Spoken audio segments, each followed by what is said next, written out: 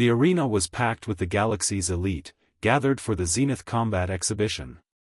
They'd come to see exotic warriors, creatures from harsh worlds, bred for battle. But they came primarily to see one combatant, a human girl from Earth. Her name was Iris Chen, 17 years old, and the betting pools had made her a curiosity rather than a threat. She's so small, a Kareth energy being pulsed. Perhaps 5 feet? Against a Vrax warrior twice her height?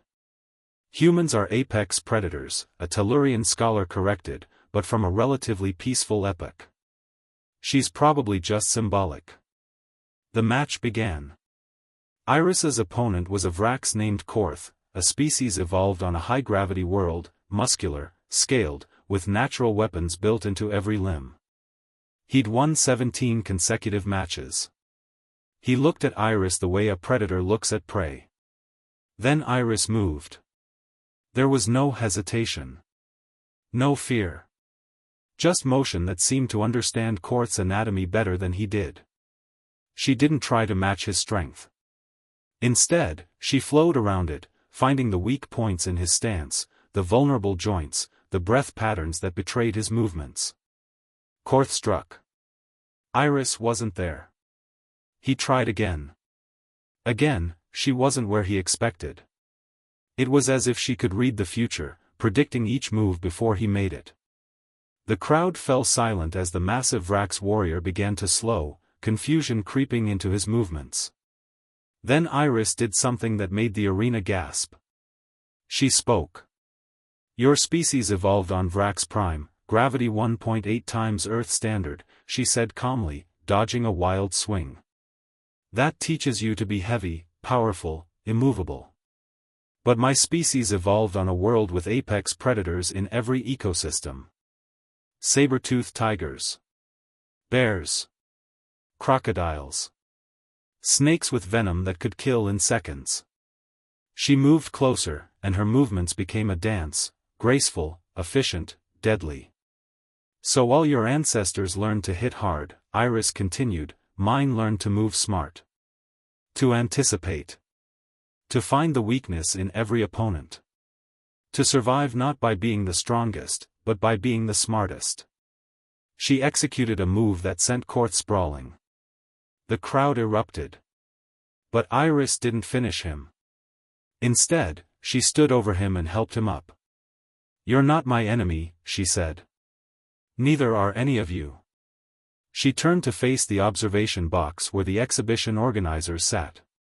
You wanted to see a Deathworlder girl fight, Iris said, her voice carrying across the arena. You thought it would be entertainment. You thought you'd see a young human struggle against a more powerful opponent. But you're seeing something else now, aren't you? She pointed to the data scrolling across the arena screens. Reaction time, 0.3 seconds. Spatial awareness, 360 degrees. Adaptive learning, tactical adjustments made every 12 seconds.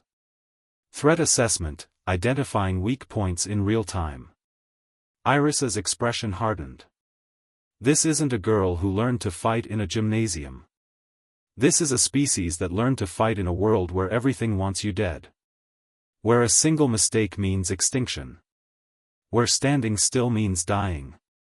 She looked at the gathered aliens directly. Earth isn't called a death world because it's pretty, Iris said coldly. It's called that because it's lethal. My ancestors didn't become apex predators because they had the best technology.